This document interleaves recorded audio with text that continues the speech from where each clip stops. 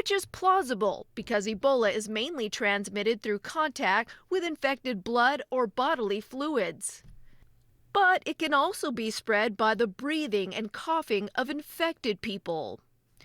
One American physician says the United States is taking every precaution. No Ebola cases have been reported in the United States, and the likelihood of this outbreak spreading outside of West Africa is very low. An annual U.S. State Department report on religious freedom has cited cases of suppression in China and many other countries. The report also says last year the world saw the largest displacement of religious communities in recent memory. Jameson Wong has more.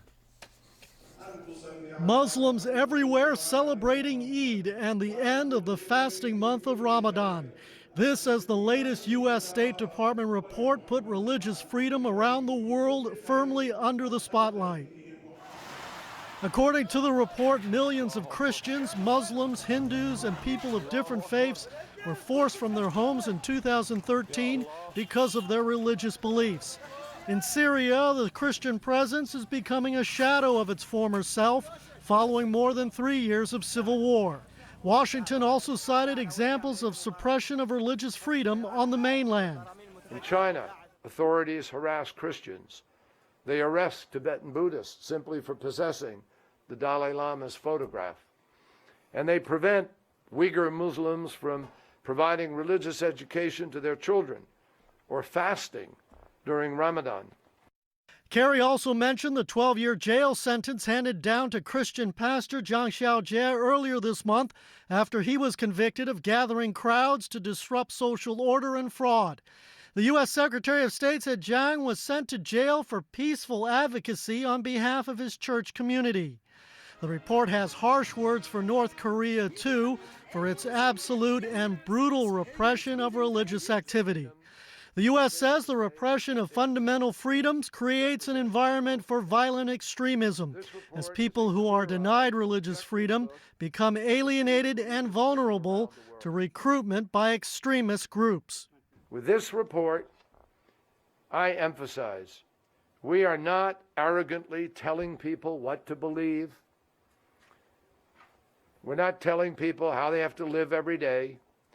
We're asking for the universal value of tolerance, of the ability of people to have a respect for their own individuality and their own choices. Jameson Wong, TVB News. LegCo's Committee on Members' Interests will meet in a closed-door session tomorrow to discuss complaints against lawmakers who failed to declare donations they had received from Next Media Chairman Jimmy Lai. Lee Chuk-yan, who accepted a total of $1.5 million from Lai, insists he did so on behalf of the Labour Party. Stephanie Choi reports. The committee will decide tomorrow whether or not it will investigate the complaints against the pan-democratic lawmakers who failed to declare the donations they had accepted from Jimmy Lai. Lee Chuk-yan of the Labour Party said the $1.5 million he had received from Lai remains fully intact. There's no discussion at all between me and Jimmy Lai about the donation.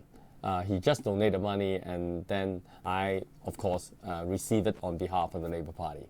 The reason I didn't declare, because my understanding of the declaration principle is that if you have to declare interest, if it's your personal interest was involved. But my understanding of the donation is it's not for my personal interest. Ip Kwok Him, chairman of the Committee on Members' Interests, said the committee will not be able to pursue complaints against lawmakers who accept money on behalf of others outside of LegCo. Lee Chuk-yan said he's not been invited to the Committee on Members' Interests closed meeting tomorrow, but stressed that he will provide information as needed, including transactions from his bank account to the Labour parties. Other pan-democratic legislators who have admitted to accepting donations from Lai include the League of Social Democrats' Leung Kwok-hung and the Civic Party's Alan Leong. They both insist they did so on behalf of other organizations. Meanwhile, in response to the allegations, the Hong Kong Island Chowrin Association Limited submitted a petition to the ICAC today to protest what they called dirty money. Stephanie Choi, TVB News.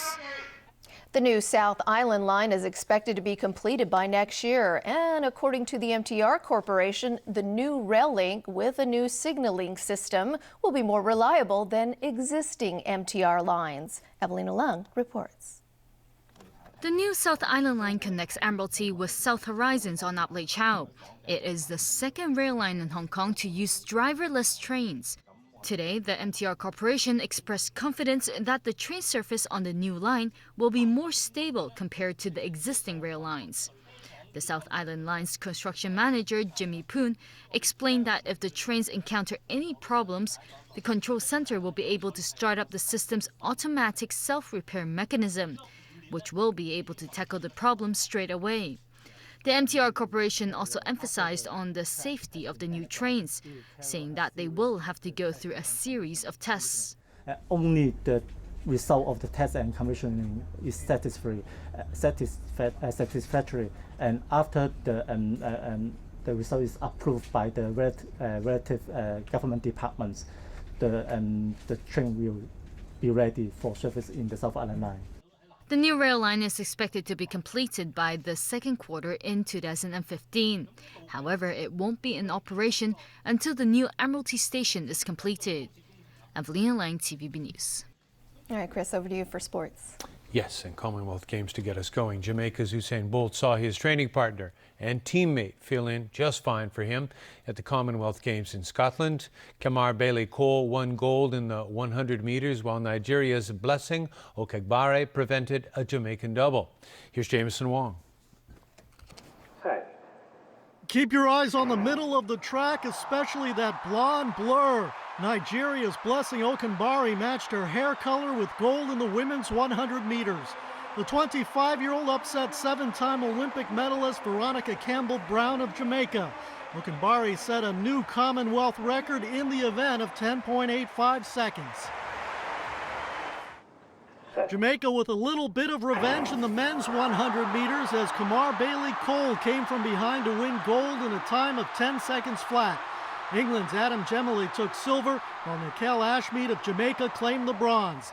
Usain Bolt will compete later this week in the 4x100 meters relay. Indoors now, in Malaysia's Nicole David defended her women's squash title, beating England's Laura Massaro 12-10, 11-2, and 11-5. The 30-year-old became the first woman to win two singles titles at the Games, and the seven-time world champion is already looking ahead to 2018 to complete a Commonwealth hat trick. Jameson Wong, TVB News. NBA News, and a judge in Los Angeles has given the green light for the LA Clippers to be sold to former Microsoft boss Steve Ballmer. The deal was brokered by lawyers for Shelley Sterling, the wife of owner Donald Sterling. He was kicked out of the league over racist remarks, which came to light earlier this year. Ballmer has offered to buy the Clippers for a record $2 billion. Donald Sterling has vowed to block the sale of the club. In baseball, the Texas Rangers beat the New York Yankees 4-2. The Rangers' Yu Darvish gave up two solo home runs to Brett Gardner. However, those were the only runs Darvish surrendered as he improved his record to 10-6. The 27-year-old also struck out 8 batters in 7 innings. Meanwhile, the Yankees' Derek Jeter had 3 hits to move past Boston great Carl Yastrzemski for 7th place on the all-time hits list. Jeter's retiring at the end of the season after 20 years in the big leagues.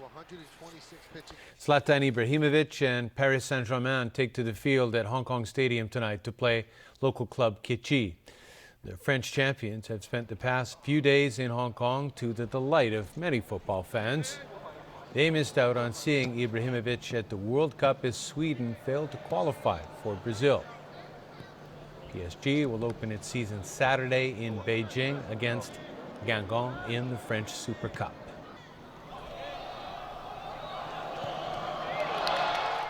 And that's a wrap of our news. Thanks for watching. Good night.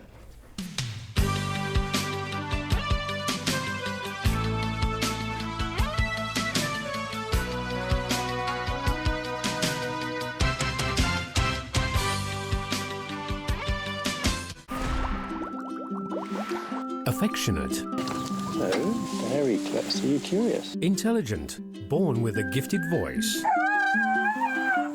They are the unique jewels of Sri Lanka. Tonight, Loving Nature, the last episode, Sri Lanka Elephant Island at 8:30 on Pearl. 有 DHA 智立方360時刻 A 加領先。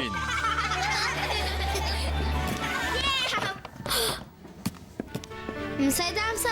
智力、動作、情感、語言嘅發展對成長好關鍵。安怡寶 A 加創新 DHA 智立方360，小朋友全面發展，識得醒目應變，精靈過人，智、動、情、語全發展，成就 A 加表現，連續12年全港銷量第一，美讚神。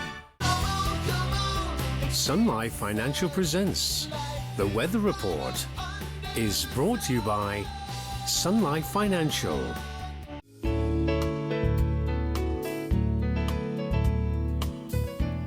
Good evening. The weather was fine and very hot. The maximum temperature recorded at the observatory in the afternoon was 34.2 degrees, the highest so far this year.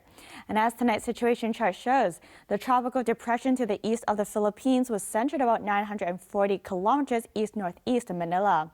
Up to 5 p.m., temperatures ranged from 27.5 to 34.2 degrees, and the relative humidity was between 61 and 87%. Light winds. The current temperature is now 31 degrees Celsius, with the relative humidity standing at 73%. The very hot weather warning is now in force. So, Freddie, how's the weather tomorrow? Oh.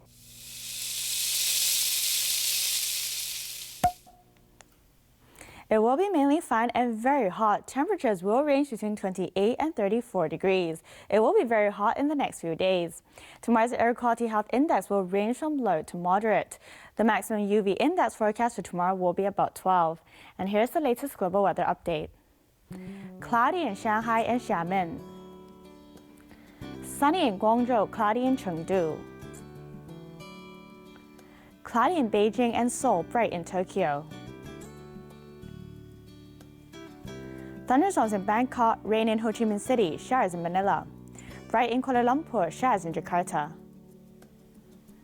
Cloudy in New Delhi, showers in Karachi, rain in Mumbai. Sunny in Cairo. Sunny in Brisbane and Sydney, showers in Melbourne and Auckland. Cloudy in Toronto, sunny in New York. Sunny in Vancouver, bright in San Francisco, sunny in Los Angeles. Cloudy in London, bright in Paris, cloudy in Amsterdam and Frankfurt, rain in Zurich. And that's the weather. Have a lovely evening.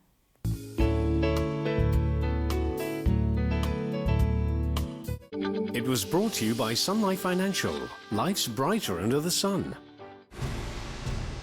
An entire town is trapped under a dome.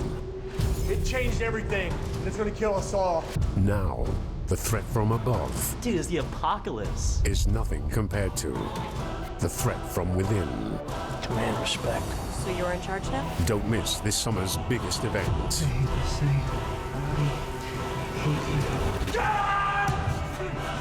Wednesday, Under the Dome, at 10:40 on Pearl. Our world is under attack. That don't look like a fair fight. And Earth is next. Will you stay, fight for us? I did not cause this, but I will end it! A man from Earth is their only hope. Nothing must stand in our way. Let's see what he's capable of. Sunday, John Carter on Pearl's Weekend Blockbuster.